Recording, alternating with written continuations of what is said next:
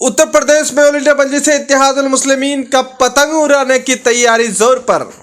उठो, अपने वोटों से अपने नुमाइंदों को कामयाब करो। मैं बार बार आपसे कह रहा था कि हम सेकुलरिज्म के कूली बनकर रह गए। जिस तरह ये स्टेशन के पास कूली होता है, हम कूली बन के रह गए। इन सियासी जमातों का हम बोझ उठा उठा कर थक गए। अब कूली मत बनो।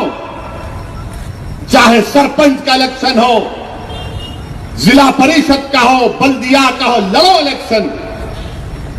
जरूरी नहीं है कि पहली मर्तबा जीत जाएंगे। जब छोटा बच्चा पहले रेंगता है, चलना शुरू करता है तो गिरता है, फिर संभल संभल के चलता है, और उसके बाद वो बच्चा जब बड़ा होता है तो खूब दौड़ता है।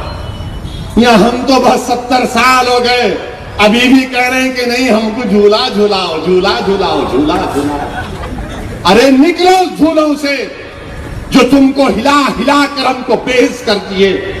हिंदुस्तान की जमहूरियत तुम्हारे लिए तड़प रही है, क्योंकि हिंदुस्तान की जमहूरियत ये मानती है कि इस जमहूरियत अगर जिंदा होगी तो हिंदुस्तान के दलित, मुसलमान और मजलूमों के इत्तेहाद की वजह से जमहूरियत जिंदा होगी। और डालो, अपने आप को डालो, और डर कर नहीं, उम्मीद पर और डालकर कामयाब करो। बीजेपी आरएसएस है और रहेगी, और यह हकीकत भी है कि पिछले 90 साल से आरएसएस मेहनत कर रही है।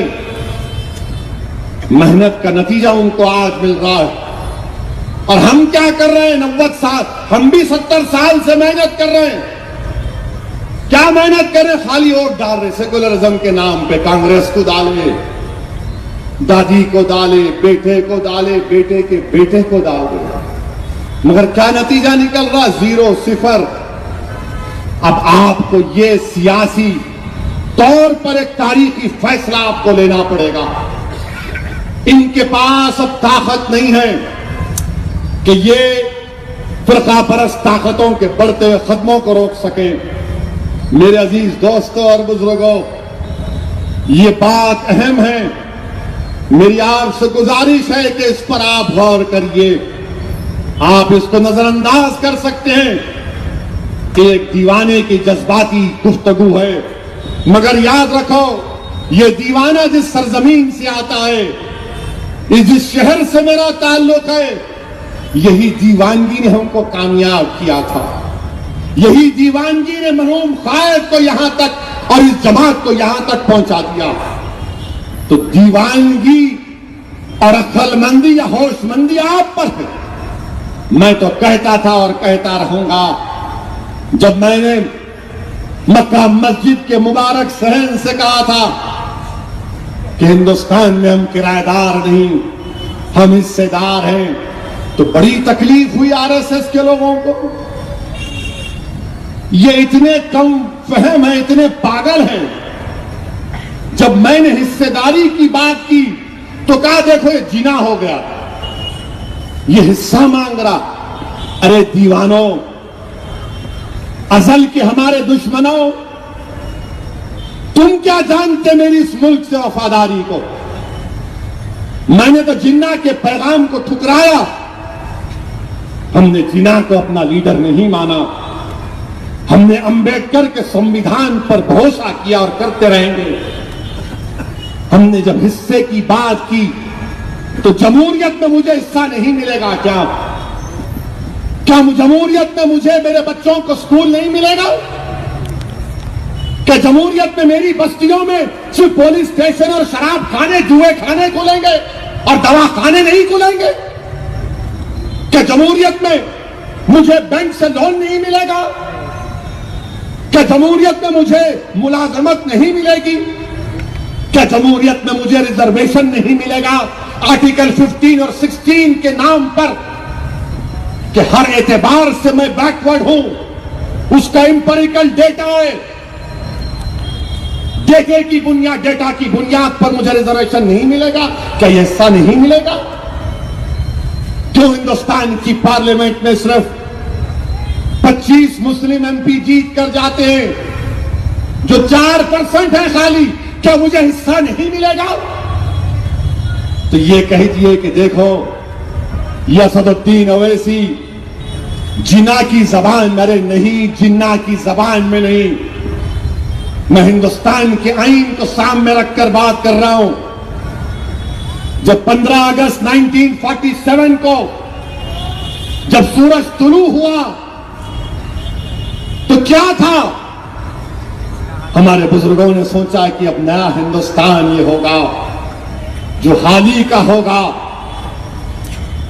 जो मदनी का होगा, आजाद का होगा, फजल खैराबादी का होगा, गांधी का होगा, नेहरू का होगा, अंबेडकर का होगा और उनके करोड़ों मानने वालों का नया हिंदुस्तान होगा। मैं आज भी उस उम्मीद पर हूं कि वतन अजीज में मुझे अपना मुकाम मिलना चाहिए। मैं भीख नहीं चाहता हूं, मैं तुम्हारी भीख पर जिंदा नहीं रहना चाहता हूं। जब हम इस हिस्से की बात करते हैं तो फौरन पूरा मीडिया, ऐसा लगता है कि मीडिया अब मेरा नए ससुराल हो चुके हैं। जो तहरीर हुई देखो वैसे ऐसा बोलो बाबा, लिखो अच्छा है, मगर मैं इस हिस्से की बात कर रहा हूं और फिर मुझ पर इल्जाम लगाते हैं कि हैदराबाद में टेररिस्ट है।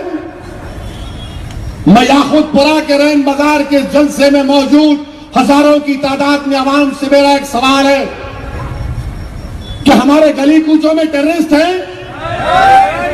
क्या दहशतगर्द है हमारे गली कूचों में? मगर ऐसा बीजेपी का एमपी,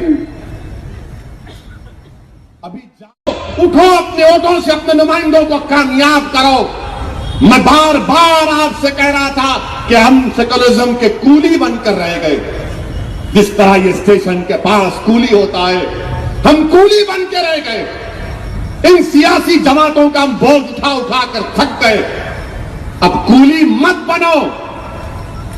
चाहे सरपंच का इलेक्शन हो, जिला परिषद का हो, बल्दिया का हो, लड़ो इलेक्शन। जरूरी नहीं है कि पहली मर्तबा जीत जाएंगे। जब छोटा बच्चा पहले रेंगता है,